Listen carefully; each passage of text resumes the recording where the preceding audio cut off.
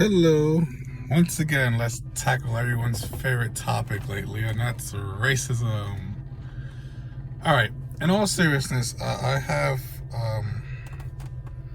a way that you can tell whether or not you're around racist people, and it's actually quite simple and a little difficult at the same time. All you have to do is find out what kind of music they listen to.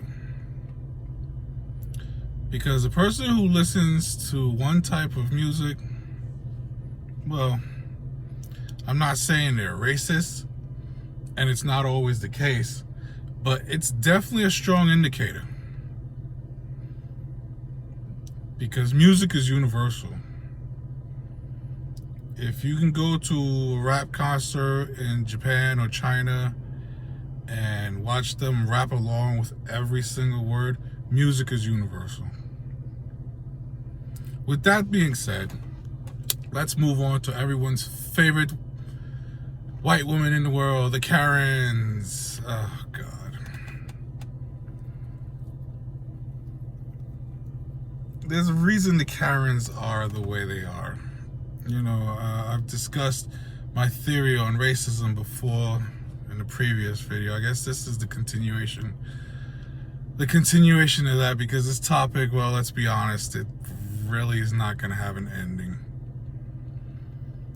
Until the philosophy which holds one race superior and another inferior is finally and permanently discredited and abandoned, everywhere is war.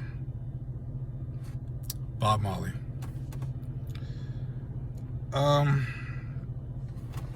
But Karens have been around for a long time.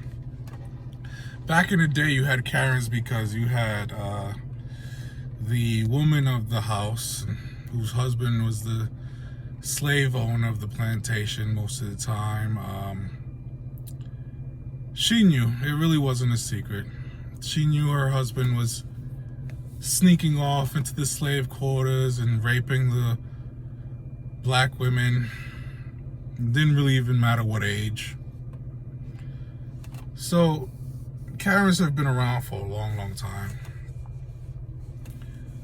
The racist white women of today, I feel sorry for them in a way, because you have to understand one thing. As much as these white men claim white superiority and white power and whatever nonsense they're talking about, I think everybody knows and understands that if Beyonce or Rihanna or Jennifer Lopez or Halle Berry or even that black chick down the block approached them and wanted to, those white men would not be turning them down. See, again, racism, it all revolves around jealousy. And unfortunately for white people, you guys have all been labeled with the really humiliating stereotypes. The little dicks, white women have no ass, you have left feet, no rhythm, the seasoning on the food, in which your food has no taste, it's bland. Just all kind of, and I know people gonna go, well, black people have the stereotypes of all being criminals. Unfortunately, that's true. We black people have that stereotype. But you guys have the stereotype of being serial killers and school shooters. So, black people, some of them may be criminal, but, they might kill you, but, and I think a comedian made this joke too, I forget who it was. Black people will kill you, but white people will kill you and then eat you. So you guys have really been labeled with all just humiliating stereotypes. But they're just that. They're only stereotypes. I mean, why don't you do yourselves a favor and just intermingle more with different groups and different music and different foods. I guarantee you're going to have a good time. Forget all of your shortcomings and Just go out there and have a good time. Seriously. And I say shortcomings because guys who are confident with themselves in the private area, they're not angry people. They just aren't. They could care less what the next man is doing. You know, so go work on yourselves. You know, like I said in the other video, go season your food up a little bit and try to have better sex, and you know, you'll be a lot happier.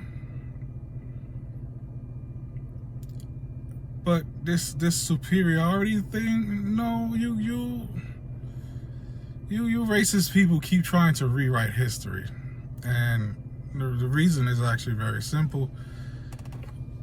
Because the people you look up to really didn't accomplish anything. I mean, here in America, we have statues of Christopher Columbus for some weird reason.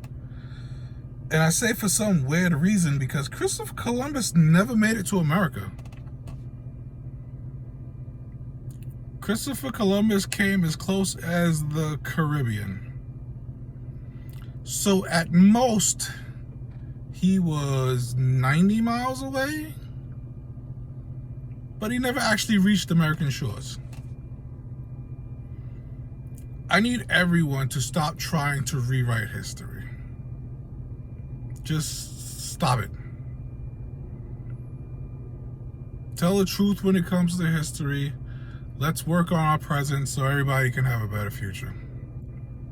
How about that? Sounds simple enough to me.